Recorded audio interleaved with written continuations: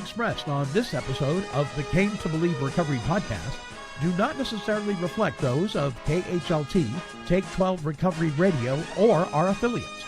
The opinions on this episode should not be taken as medical, psychological, or professional advice and are those of the host, co-host, and guests. KHLT and Take 12 Recovery Radio are not affiliated with any particular 12-step fellowship.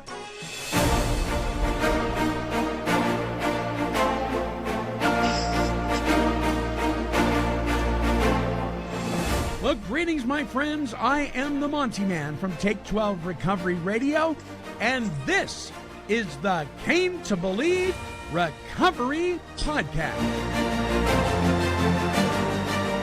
And now, here are your Came to Believe Recovery podcasting broadcasters to launch us forth on this week's show. Well, greetings, one and all. I'm laughing because we've had so many issues in the studio this week. You gotta laugh, right? Otherwise, you'll just throw something. I'm the Monty Man, recovered alcoholic, volunteer here at Came to Believe Recovery, and you're one of your hosts, your co-host here on this episode of the Came to Believe Recovery podcast. On the phone with me, not on video this time, but on the phone because of technical difficulties, which we hope get straightened out before next week, is Mr. Tom Williams, the CEO of Came to Believe Recovery. Hey, buddy. Hey, buddy. How are you? Yeah, that can't stop us. Tech stuff can't stop us. That's Monty. Right. That's right. We always have a, in this case, we do have a plan B. In most cases, though, if you have a plan B, well, you probably should. Right. I love that. Right. Yeah. Sometimes you have to have plan C, too. Yeah, sometimes. Okay. Sound clip time. Okay, so. Yes. I'm taking context from last week and just assuming, but because I'm not 100% sure, but I'm going to say, because I joked about it, and I'm pretty sure it probably is that was Quincy. Final answer? Yeah. Yep, you are right. That was Quincy. See, that's good. Yes, yes. See, you know what? Doing these oldies makes me want to go back and watch some of them. Well, it's funny that you say that, because I was just thinking about that. But Quincy, I remember watching it, and more so today. He was a medical examiner. Right. And he would go out and solve crimes. And in the real world, medical examiners don't do that. They send the detectives out to do that. Right. You know, that he would actually go do investigating, and he would do stuff rendered to the police. It was a little fantastical, I think. But I loved it. Jack Klugman was great. He always got his man. Yeah. Yes, he did. Now we have shows like Elsbeth. Have you seen Elsbeth? No. She's very eccentric. She wears wild clothes. She carries like 6 handbags, oversized handbags, and she's a technical advisor for the police department, and it's actually pretty. She's kind of like a female cross between Columbo and what's the guy that had all the foibles and all the weird stuff? Can't think of his name now. He was in San Francisco, and he was OCD and everything. I can't remember. Monk, yes. It's like a cross between Columbo and Monk. Put them together in a female body, and you've got Elsbeth. So, pretty good show. Okay, I gotta do this for you, man, because I know that you're taking charge of trying to stump the Monty Man this week. So in honor of that, I have something for you. Ready? Here we go. Oh my. Everybody, it's time to check out what kind of crazy game Tom Williams has for us this week. Will it be trivia, true or false, or something weird? Let's play.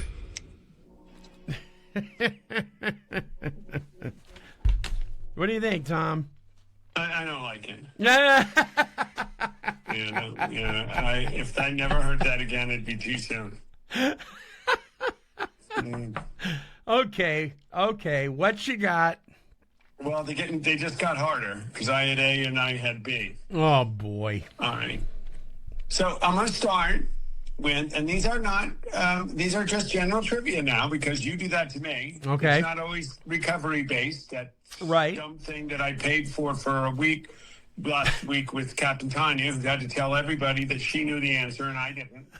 And we had to tell those 4 scenarios 15 times at the ARC in San Diego. And Right. of course, the answer was always that she got it and I didn't.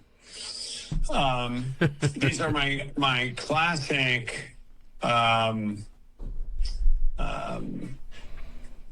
trivia questions that I will ask people. So, Okay. what event started World War II? Oh Lord, I am not good at war trivia at all. What event started World War II? I'll make it easier. What event brought the United States into World War II? Well, the relationship between the 2 other countries. That's what brought us into World War II? I don't know. Tacos. Somebody said tacos and somebody else didn't want Taco Tuesday and they got ticked off and they started a war. I'm at a loss with this. Well, right now, I'm embarrassed for you that you don't know this because you are going to be like, gosh.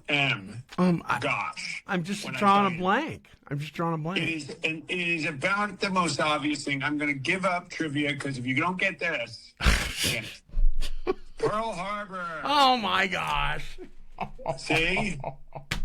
The attack on Pearl Harbor. Oh my. Oh, my That boy. was a That is the most- I lobbed a blooper at you. There is no excuse for me not getting that.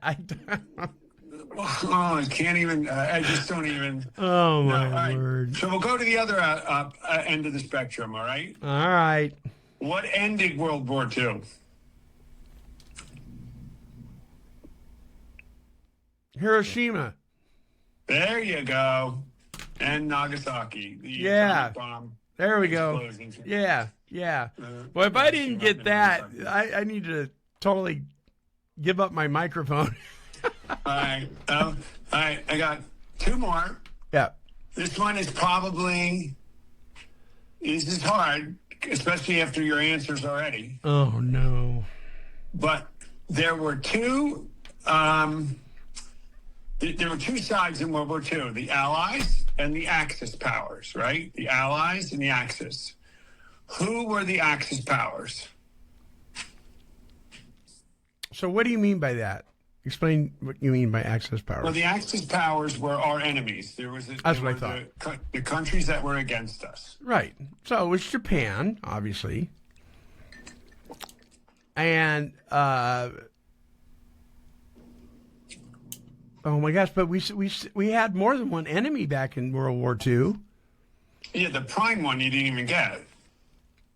Well, Japan Well, they were one of them, yeah. and Germany, Germany, yeah, and one more. Russia. No, Russia was an ally. Oh, Russia was an ally back then? It was an ally. They were an ally. Okay, so it was Germany and Japan. Don't Google it. It wasn't. No, I won't. I can't because you're on the phone. I can't even pick my phone up.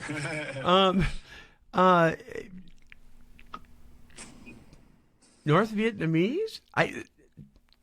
Italy. No. Benito Mussolini. Yes, Okay. See, I don't consider. When I think of Mussolini, it's hard for me to look at Italy as an enemy. Yeah, they were. And technically, the beginning of World War II was Germany's invasion of Poland. But that was, I had to make it a little easier that I thought I'd just a giveaway to say what brought us into World War II. Yeah. Not so much, folks. with Monty, who did not pass the citizenship. Oh test boy, for the United Pearl States. Harbor. Okay. I mean, you can't if you don't get Pearl Harbor right, you need to go back to school. Oh, I'm so do. embarrassed. You should be. And let's go deeper. Who attacked us at Pearl Harbor? Who? What? Who attacked us? What happened at Pearl Harbor? Oh, come on. Well, the Japanese There attacked. you go. All right. There you Yeah, go. Tora. The command to attack. Yeah. Yeah, that's good. Gosh, I got some, but I'm not going to go any deeper. All right, Well, here's my that's last just one. stupid. Okay, here's my last one. Okay. And I've been asking all of the team, the staff at Came to Believe Recovery, who are being tasked behind the scenes, Monty, with upping their subject area expertise in the history of Came to Believe Recovery, in the history of the Ackland Cleveland group and what we do, right? I have everybody really studying this because I want them to be able to speak, intelligently and with confidence when we're out in the public and being questioned about what we do and why we do it. So here's my question. All right. And so far, nobody I asked got it right. Okay. I'm the pressure's on. I'm confident All right. we're going to get this. Here we go. All right. Dr. Bob was a doctor. Yes. What type of doctor was he? He was a proctologist. Ding, ding, ding. I don't have the bell. Ding, ding. You got it. Yay! There we go. Which All always, right. which always cracked me up because I'm thinking, I mean, any kind of doctor under the influence is not good, but particularly a proctologist. I mean, There's stories and everybody that is, if you're listening, if you read Dr. Bob and the Good Old Timers, which we highly recommend as a historical documentation of what went happening, and it's generally considered extremely accurate, right? Yeah. There's stories of him waking up shaking so much he took drinks and lithium so he could go operate. Yes, you bet. I mean, it's what You they bet. did back then. Yes. They didn't think that much about it. Like No. Mad Men. You watch that show and they're drinking all day long at work. I mean, that went on back then. Yes. Yes. We wouldn't consider it today. But yeah, and that would scare you. Dr. Bob was under the influence operating on people. Let me tell you. So I had a guy named Dr. John. He was from the Portland area. He's a brain surgeon, and I had him on. He was a recovered alcoholic. I had him on the show years ago, and I said, "What percentage of medical professionals that are behind a scalpel would you say are under the influence of some kind of mind-altering chemical while they're operating?" And he said, easily 80% or higher. I almost fell off my chair. Yeah, I have a hard time believing that's one of those too good, too bad. I don't know. It was Portland. I can't believe 80%. And I'd hate to think that there was an 80% chance my surgeon was. But I mean, it could have been that they're on some sort of it's a broad mind altering. It could be time or something to make them really, some kind of pill to make them really paying attention and wide awake, right? Which might not be a bad thing. It may not. We don't want them to be on anything, but I'd rather have them something keeping them really focused than something not, right? Right. I don't know. Well, Absolutely. Well, I know this from speaking with some. I'm not going to name the group that we were speaking with, but a medical group, large, and the insiders felt that within the hospital and medical world, it can be as much as 25% are struggling with substance use disorder of some sort, whether they're doing it at work or not. But 25%, which is higher than what they say the general public. It should scare you. But they have access to the drugs. Yeah. And they work long hours, and they work overnights, and it's stressful. And, yeah, it lends to it. The California High Patrol reported, and this was back in the early 2000s, like 2001 or 2, that between the hours of 3 p.m. And 3 a.m., on Friday and Saturday that 1 out of every 3 drivers was under the influence of a mind-altering substance on the Golden Gate Bridge.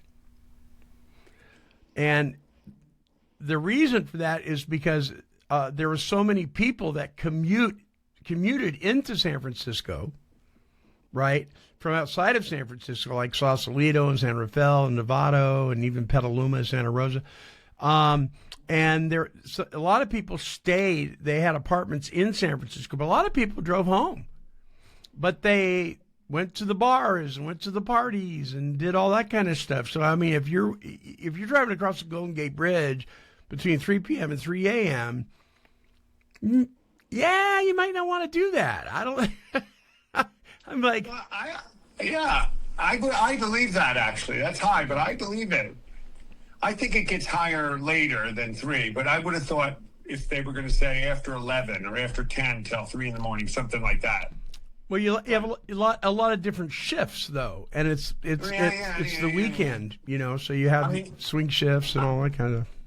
I'm glad to say this: when you're out on the highway here after 10 or 11 on a Friday night, the chances that a very high percentage of people on the road with you are under the influence on a Friday or Saturday night is a really, I feel like at midnight, the police could pull anybody over and they got a good shot at getting somebody. Especially now with the legalization of cannabis. It doesn't mean it's legal. Yeah, but you're still not allowed to be under the influence of it and drive. No, but what cracked me up is when everybody said, oh, it'll be illegal to drive under it, so people won't be driving. And I'm like, yeah, they will. They've been driving drunk for years. They're going to drive stoned. Right. Of course they're going to drive stoned. Don't kid yourself. That's the most ridiculous thing. Oh, man. All right, you got any more? You got any more for me? No, that's it. Today. That's it. Okay, yeah. Well, good job. You failed, though. I know. I'm gonna have to. Hold on. I'm gonna have to give myself the fluff.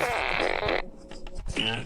All right, but I do like the trivia, so I think this should be a segment. You could do it next week. I'll let you take a shot at me. We'll do it every other week. That was a little unfair, the subject. Maybe we pick subject matter so that we, don't come with something out of the left field. But I'm all right with whatever you pick up for next week, if you want.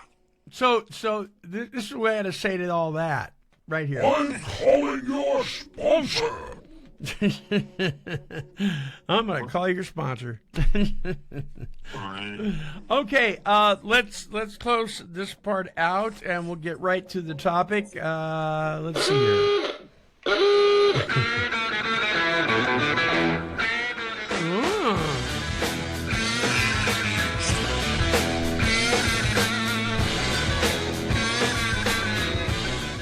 All right, the topic this week is turning good things into idols. Are you there? Uh-huh. Okay. Yeah, I'm just relving in the Led Zeppelin you played. I knew you would like that. Mm-hmm. Yeah, turning good things into idols. Okay, so I'm going to read this as there's 3 talking points here, but I'm going to read it as one paragraph, and then we got a lot of territory to cover here. Idolatry isn't just ancient statues or pagan rituals. It's anything we elevate above its proper place, especially things that are inherently good. An idol is any created thing or pursuit that we trust for ultimate security, identity, meaning, or satisfaction rather than God. Now, here's a great quote. Good things become bad things when they become ultimate things. I love that. I've heard another quote around this subject about idols, something like that.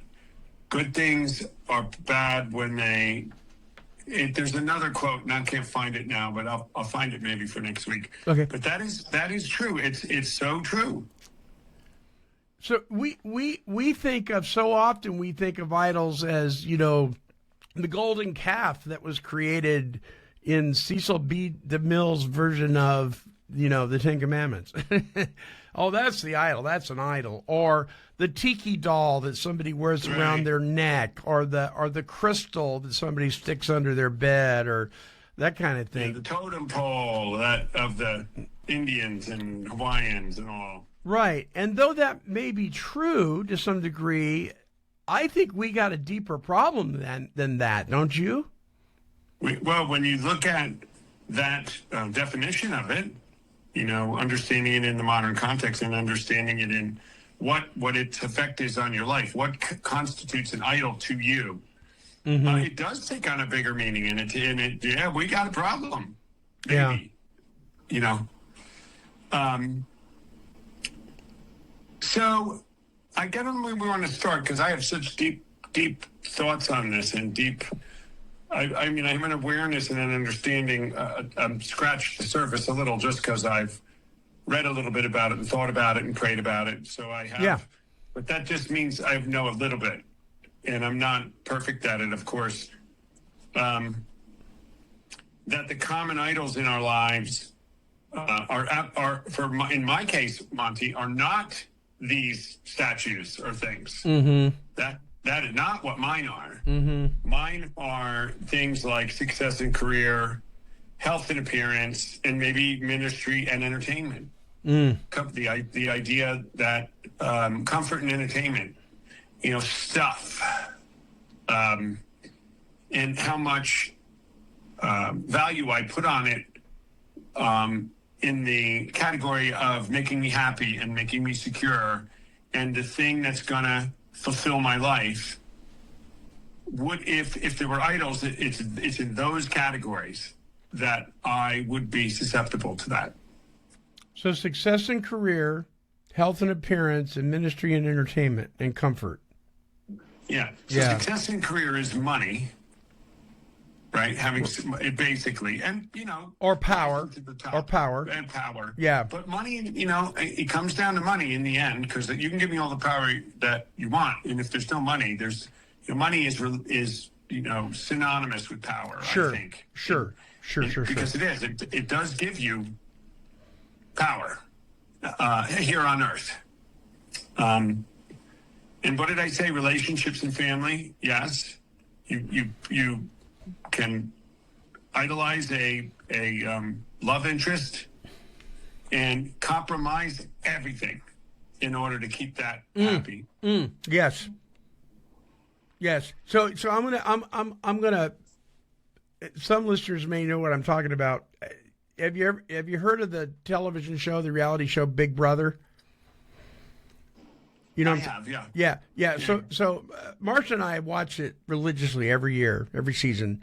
And one of the things I noticed right off the bat is some of the people that end up getting evicted from the house and falling off the game are ones that start getting these showmances going, right? They get distracted. They go in there with all the intent. I'm going to focus on strategy. And then they see the beautiful blonde and they're like, oh, I kind of like her, and it ruins everything. They end up get a target on their back. The other house guests want them gone. Their strategies start to wane. I mean, they don't do well because they're all wrapped up in this romantic thing. So what I take out of that is we get anything that distracts us away from the focus that we're trying to keep our eye on. And in our case, Tom, I think you would agree, our eye should be on the prize. And what's the prize? Our relationship with God. So anything that distracts us from that and interferes with that is a form of an idol, I think.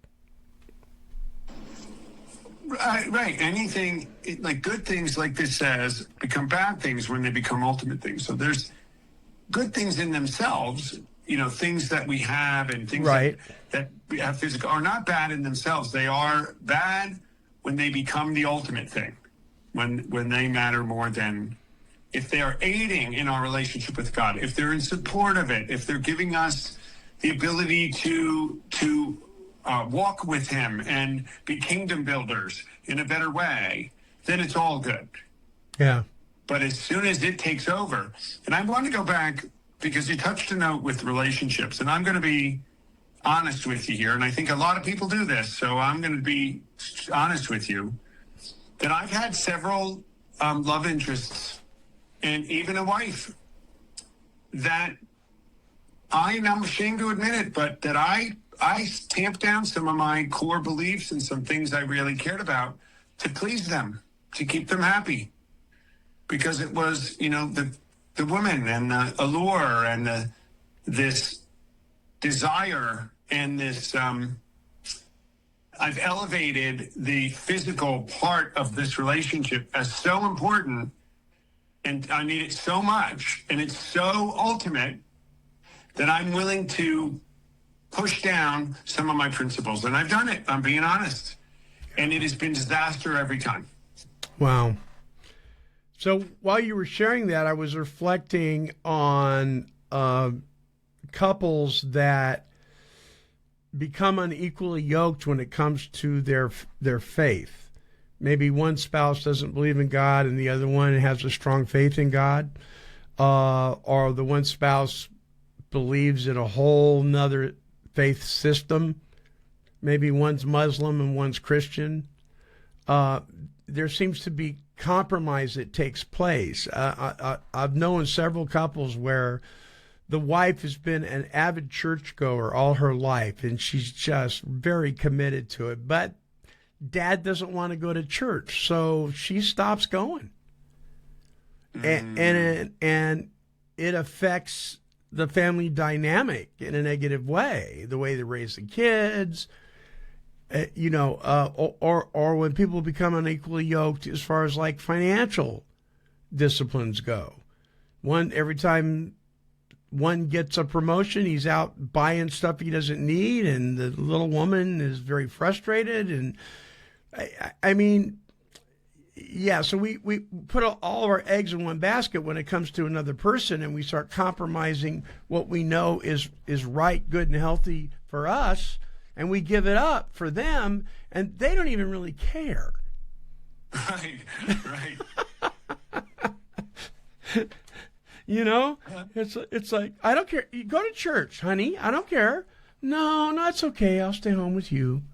All right. And some of you might be out there saying, because I'm thinking, what does this have to do with addiction and recovery? Well, it has everything to do with it, right? Sure. Because when we're living in the Go, the program of the founders and the 12 steps, the idea of step 4 was to identify these core natures and defects that lead to idolatry, impatience, and there's things that lead to me elevating someone else above where they are, compromising my values. It's a core set of natures. And then you begin to be an idolater. And then when you're all stressed and it isn't working for you, we before we recover, where do we go? Right to the bottle, right? Yeah. So this is a very relevant conversation for recovery, and for someone and if you're in recovery or trying to be in recovery, and you're thinking, what does this have to do with anything? I need to go to a meeting. Well, your meeting should be talking about this. Yeah. Right? And if it's not, you should think about it. I'm off on a little soapbox here, but this is important, I think, that we talk about this stuff, guys, because this is what living in the Go is about, is to look at these things, and we tackle these things. And so today, Monty, I wouldn't compromise like that anymore. Right. I wouldn't. I want to be yoked. As a matter of fact, I had an opportunity just recently, and I turned down something because it was going to require me to do that. And I knew if I didn't, it would be disastrous. So I just stayed out of it. Yeah. So we grow. Yeah. But go ahead. No, I was going to say, so the two that I would identify with the most, ministry and service, and comfort and entertainment. So even spiritual activities, church involvement, helping others, theology can become idols if they feed pride or self-righteousness. So one of the reasons on Monday's show, one of the reasons that pretty much a couple times a month, I'll do the Monty Man's Weekly Wine, and I do it tongue in cheek because it helps me to not get all puffed up. I'm able to go, well, I am right all the time. When I say that, nothing could be further from the truth. But I have to kind of joke about it and kind of get it out so it doesn't become what I think is true. And so everybody has different ways of doing that. But the whole idea that we need something to find purpose in life. If ministry, which is good, if you're in it because you're trying to find purpose to elevate yourself, you're in it for the wrong reasons. And it's easy to let that happen without even realizing it. I think about what I call platform people that are up front. They're not behind the scenes doing most of the work. They're up front and they look like they're doing most of the work. We need them, but they have to be very careful. The Bible talks about people that teach. They need to be careful with their personal lives because they're held to a higher standard. Comfort and entertainment. I've come to the point I'm 70 years old and I can really get stuck in this rut of, well, you know what? I've raised my kids. I've been in ministry more in my life than I was ever actively drinking. It's time to be able to treat myself a little bit and just relax. And that's dangerous, I think, Tom. Well, that's one of those good things that can be an ultimate thing if it goes bad. Yes. I mean, my mother-in-law said one time, she goes, she did all sorts of ministry work for the Open Bible Church in the Bible Belt. And her and her husband were retired pastors. They worked very, very hard for the ministry. And she would often comment, it's our turn now. I'm too old to be doing these things. And then I'm thinking about Father Abraham. How old was he when he had all those grandkids, right? And he kept plugging away. I heard that it's our turn now from my parents. It's our turn. Mm-hmm.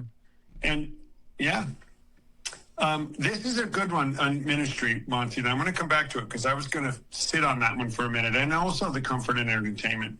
But I'm going to go back to success and talk about it with you and see what you think about this thing that I hear sometimes in the prosperity gospel world, where people will be really successful in their jobs and making a lot of money, and they say, see, God is blessing me. I must be in God's will because he's blessing me with riches and things and success. So I must be in God's will. And they go deeper and deeper into it. And I think it's a trap. Mm-hmm. And there's not any biblical backing to that I think is legit. And you can put some things together and, come out and say it. But I always say this, that Jesus never said to the apostles, go get the best job you can get and get a 401k and get your retirement set and then go help everybody. Like, he never instructed people on how to be entrepreneurs and how to make a lot of money and how to have things, right? Yeah. Yeah. So anyway, I mean, then we could take the opposite, the ascetics, whatever, are those that deny themselves everything. And I can't have anything. I can't buy too much. This leads to this comfort and entertainment, right? It can get to this. It can go both ways. It can go both ways, and it's a check of the heart and the spirit. And you know what it comes down to, Monty? I think is our conscious contact. How close are we? How is our contact with God? Your personal relationship. How often are you communicating with him? How well do you understand his will for you, and are you in it? The closer we are to that, the less we are, I'm going to say I am, to being susceptible to being in idols. There's no other answer for me. I'm only speak for myself. Is that I need to stay way, way, way connected. And if I do, I'm in less chances of going off the rail. I don't know how you feel about that.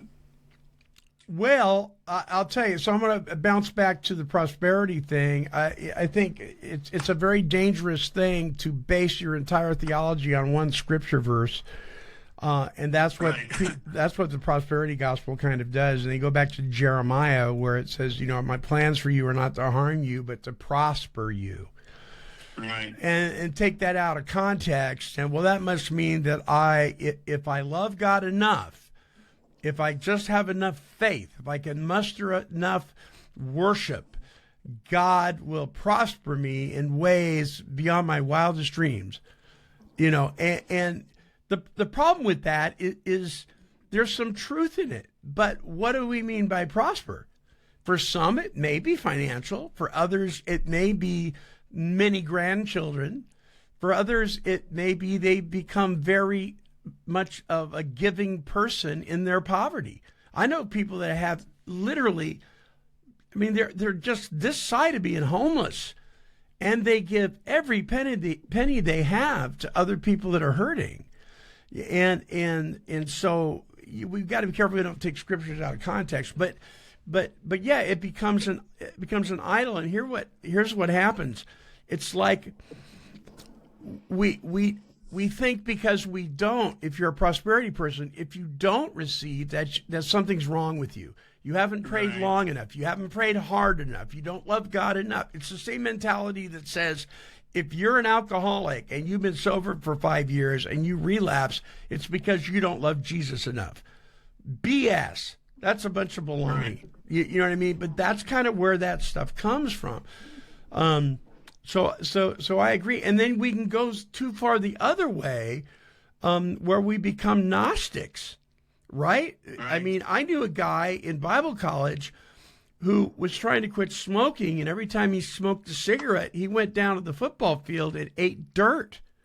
And so I got to eat dirt before God. I got to humble myself before God. And I'm like, what?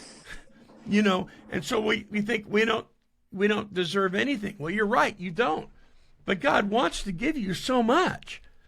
And it may not be material. Sometimes it is, but yeah, so there's that both sides of the fence, and they're both worshiping an idol. One's the worship of self, and one's the worship of sacrifice. And the other scripture they use that I've heard is the one on tithing, where it says, see, test me on this. And see that I won't bless you 10 times, overflowing, and, bring in your tithes.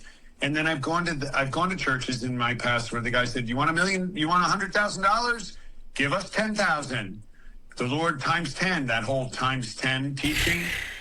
Yeah. And it doesn't say money. It says you're going to be blessed. Right. And the blessings could be health, and could be good kids, and it could be a great job or peace. It could be, and it could be some money, but it's not necessarily money. And it's dangerous teaching, Monty, and people fall into it. It's not as big as it was, I don't think, 20 or 30 years ago, but I think it still has some legs in the Christian world around the country. Mm-hmm. So let's go to ministry for a minute. And this could be for you and me, maybe even, and for me is, I'm traveling all the time, and I'm going to do God's work, and we're going to help the lost and broken, right? Yeah. At any cost. And even Jesus didn't go help everybody at any cost. Remember when the apostle said at one point, there's so many people for you to help. Why aren't you helping everybody? Yeah. And he went and rested, and he did some things that baffled them. He had a balance. Yeah. But if and I'm asking you to talk about this, because it could be a real quandary. Hey, I'm off saving lives or helping present this program that saves lives. And if my family is being neglected, hey, you need to understand it's more important to do God's work than to be here with you and family. And I didn't pay the electric bill. Well, the electric company's going to have to understand. I had to go do God's work. And this kind of thing you can hear. And that can be a dangerous path to go down. You know what? It comes back down to pride again, pride and ego. Well, there you go. Yeah. You know, we may not think it that way. We might. It's a false humility, Tom. I think. You know, I hear you. So I knew a gal. We've talked about this before. I knew a gal. She was the wife of my boss when I worked at that one particular faith-based residential treatment program, which name I will not mention.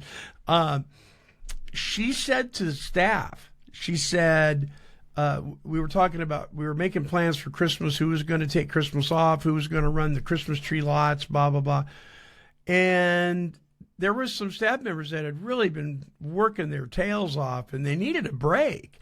And we brought that up. And this is what she said. She said, the devil doesn't take a vacation. Neither do we.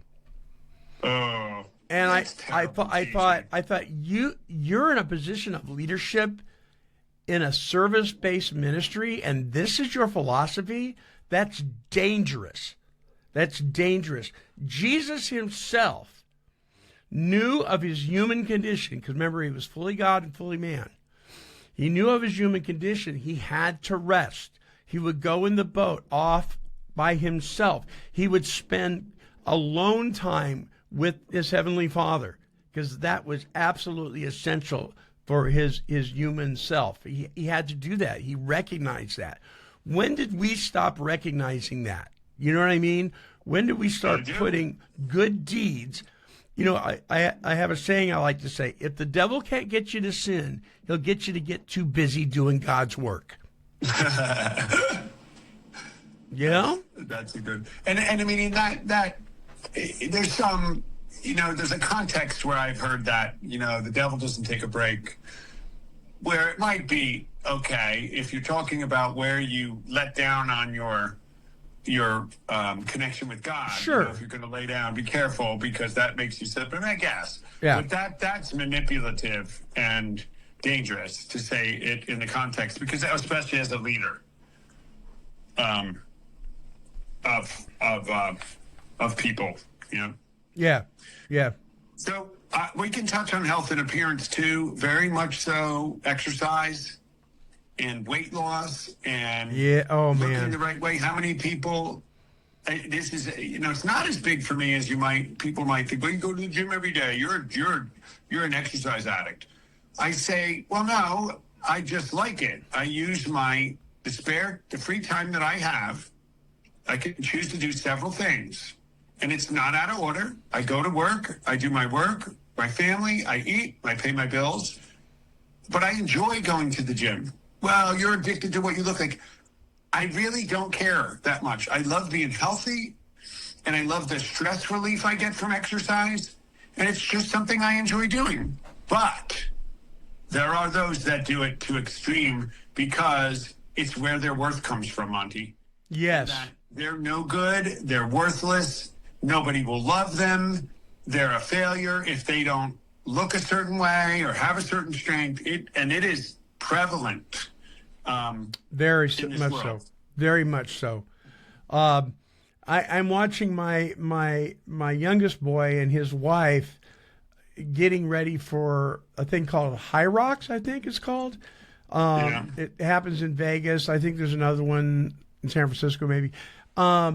And they're doing their workouts, but they're doing it to get healthy because they put on a little weight, you know, and they want to get healthy for the future of their family, you know, for their kids, to teach their kids that it's a good thing to exercise and be healthy. And it's all for the right reasons, and it's really enjoyable to watch them. But I have other people that I know that are doing it, and it's like, and here's the thing about Colin and Emily. It doesn't interfere with the rest of their life. It doesn't take priority over their relationship with God. You know what I mean? I think when these things start shifting And instead of us being in charge over them, they become in charge over us. And there are people that will take exercise and diet and all that and make it the main thing. It's not the main thing. God's the main thing. Other people are the main thing. Our families are the main thing. And if you are, I may get in trouble for this, but if you are abandoning your post that God's called you to in some form of ministry or some form of helps to help other lead them to God, if you're abandoning that to look better, feel better, pump better, run better, do all that stuff, then I would suggest that you're living in disobedience and you're in a very dangerous area. And I 100% agree. And, the opposite could be true. I've heard people who don't take care of themselves because they need to spend that time doing the Lord's work and or their work or wherever, and they don't take care of the temple that they have to even a normal level. So everything can go both ways. It can. Absolutely, it can. I want to get to some of these things down at the bottom of the talking points we have, because they're pretty good about signs that you've turned a good thing into an idol. So so somebody might say, so when do I really know, right? Right. You can say you're devastated or angry with God when it's threatened or taken away. You sacrifice your integrity, relationships, or time with God to protect or pursue it. We talked about that. We do that. We have a tendency to do that. Yep. Your thoughts and conversations constantly revolve around it. I don't know if, for me, that's so much about idle things. It dictates your emotions more than your faith does. You secretly believe if I only had then I'd be happy, content, and secure. Well, you've on a weak moment, you'll hear me say, could I just hit the lottery? And if that'll just do it, once I hit the lottery, I'll be good, which evidence says it's never what happens to people. Okay, go ahead. Yeah. No, I was going to say, I wanted to say something about your thoughts and conversations constantly revolve around it. I have been around people within the recovery community. I want to shake them and say, can you please talk about something else other than sobriety? Can you please talk about something else other than 12 steps, other than meetings? I'm getting a little sick of my whole world is around that. I just want to sit in this boat and fish, man. You know what I mean? I've been around people. It's like I understand that it saved your life and everything, but you've been doing this now for 15 years and you don't talk about anything else. Has it become an idol? When is going to too many meetings too many meetings? You're singing my tune, especially in that category. I talk about it all day long. And the last thing I want to do in the evening is talk about it more. Yeah, I've even my kids called me out on it before. They'd be struggling in a certain area, and I would give them a suggestion that was not asked for. But because I'm dad, I assume the right to give it, right? And so I would suggest it. And I remember one of my kids said, Dad, don't psychobabble me. Please stop 12-stepping me.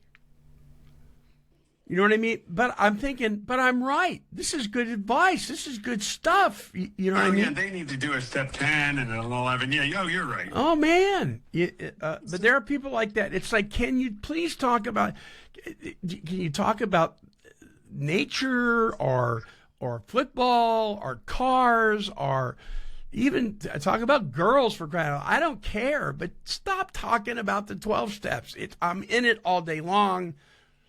But I'm telling you, buddy, there are people, if they miss a meeting, right, they're devastated because it's become an idol.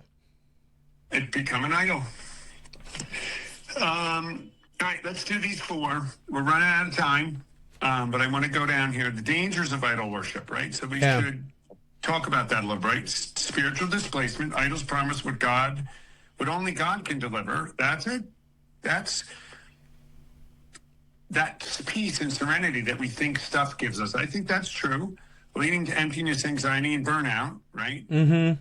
Because they don't give it of us that, right? Remember, we think every time we think this is what's going to make us happy, it generally never does. Get the nice car, get the nice house, and what you have is a nice house, and you're just sitting there, and you're wondering why you don't feel better about it than you ought to, because you've made it an idol.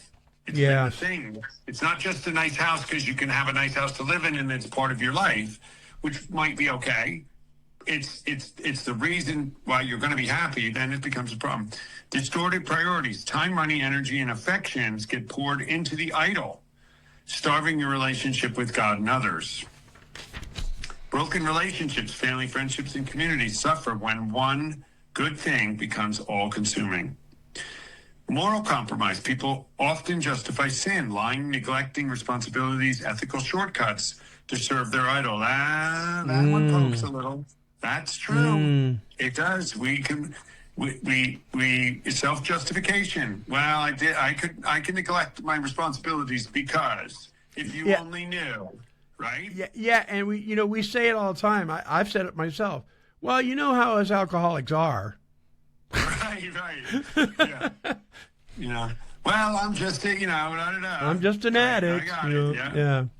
I'm an addict, emotional bondage, fear of loss, jealousy of others, and constant comparison become constant companions. I've kind of gotten off of, yeah. That's emotional. That's emotional dependency instead of emotional sobriety. Yeah. Judgment and consequences. Biblical pattern shows God eventually exposes and topples idols, sometimes painfully, to draw us back. When we do this today, Monty, as we're coming here to the end, this is so important. Maybe we ought to do another one of these things. There's really practical shows that we do, I think, and I hope people listening see that. Mm-hmm. This stuff, and it's poking, and we're having some fun and talking about things that we either did or do at some level now or we're tempted to do. But in general, the 12-step process that we went through, the relationship I have, working 10, 11, and 12, it has helped me steer away from all this. Yes. I don't live like this anymore, Monty. Yes. I really don't. I don't know about you, but I really just don't. I think these things can crop up a little bit, but we recognize them now quick enough to where we can nip that in the bud. We go, oh, I recognize this. All right, I need to get on my knees. I recognize this. Oh, maybe I need to talk to somebody. Right. I recognize this. Oh, maybe that's an amends I need to make. We recognize it now, whereas before, it was such a big part of us, all these character defects and dysfunctions and idols, we didn't even see them coming. And they were swallowing us whole. And I'm with you. And we also surround ourselves with a bunch of people we've given permission to call us out. And that is what's that? We have, right. Yes. We have. Yes. But then before, I surrounded myself with people that wouldn't call me out. No, they'd co-sign your stuff, right? Co-sign my stuff. Yeah. And, Monty, I think about something, and you knew this was coming up. You might have to take a look at this gnome thing you got going. Oh, brother. I don't know. I don't know. I'm going to get that noise. I don't know. Well, you can't. You're not on the camera this week, but yeah, you may want to watch this later. Oh, my gosh. So, I know what's coming on. Anyway, so... this is a good one, but there is a out to this. There is freedom from the bondage that these things and idol worship can do to you in your life, and how it holds you in bondage, and how it can just drain you. They're exhausting, but there can be freedom, folks. There is a way. There is a way. There is a way. There is a way where there seems to be no way. Right. So I would say to anybody who's listening, that's like, I just, but they're saying, but there's even freedom from but. If you're willing to consider a new path, if you're at least willing to consider it, you would be surprised at how quickly your life can change. You would be surprised. Yeah, amen. But if you're not in process of change and you're stagnant and you think that there's no hope, I got good news for you. You're wrong. You're wrong. You're dead wrong, and there is hope. Listen, our email here, listeners, is Monty, M-O-N-T-Y, at cametobelieverecovery.org. Please email us. You can send in your prayer requests. You can send in your comments. Disagree, agree, have topics you want us to talk about. We'd be more than glad to hear from you. Closing thoughts, Tom. We've done such a good, really, it's take a good look at yourself. What is it that you think you can't live without? What in your life do you think, if it was taken in the material or relationship world, the world of what you see and do, if it was taken from you, what do you think would ruin your life? And then take a real look at that, and hopefully make a change. Yeah. Yes. It's doable. It's doable. I mean, that's not great advice, but I think we discussed it. It is recognition, I think, and awareness. It's being really honest. Our program says you've got to be rigorously honest. You've got to concede to your innermost self that all these words that we got to quit lying to ourselves, because there's the point where you got to say, you know what, who am I kidding, kind of thing. Yeah. And we got to get to that level of humility and honesty. And if you get there, in general, we can admit to certain things, and then that's where the freedom starts. Amen. All right. So the closing song, this is interesting because I've really reached back in the time machine here. When you're able to give up idols, I think you're able to enjoy the good life much more. There's something to be said about sitting on the back porch, looking at the little birdies and enjoying the night sky or whatever, and just soaking in the good life. Not all this stuff, because idols, they demand a lot of us, folks. They will drain you to the core, right? And if you're not drained, you enjoy life so much more. So you don't want to let the good life pass you by. And that's the name of this song. Here's Tennessee Ernie Ford with the song Don't Let the Good Life Pass You By. And then I'll come back with my closing thoughts. Check it out.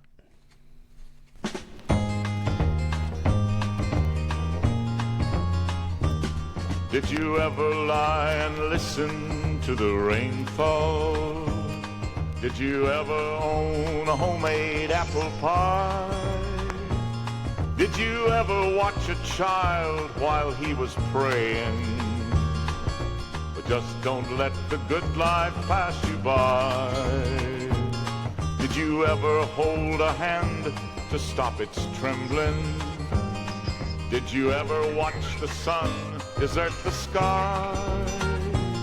Did you ever hold a woman while she's sleeping? Friend, don't let the good life pass you by. Man was made for loving, not for buying. Don't give him the things we really need. Just look, my friend, there's happiness in living. Somewhere between broke and being free. Did you ever see the funny side of losing? Did you ever sit right down and have a cry? Did you ever take the time to help your neighbor? Just don't let the good life pass you by. Man was made for loving, not for buying. Don't give him the things we really need. Just look, my friend, there's happiness in living. Somewhere between broke and being free.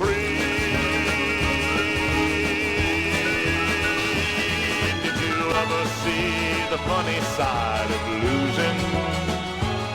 Did you ever sit right down and have a cry? Did you ever take the time to help your neighbor? Just don't let the good life pass you by. Don't let the good life pass you by. Friend, don't let the good life pass you by. Don't let the good life pass you by. Don't let the good life pass you by. Don't let the good life pass you by.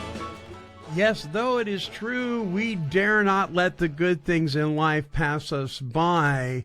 We must realize that true joy lies in savoring these good things with open hands and grateful hearts, fully present, yet unattached, allowing the good things in life to enrich us rather than define us, so that we can be anchored in a deeper purpose, a resilience, and the capacity to find meaning in life even when the good things appear to leave our grasp.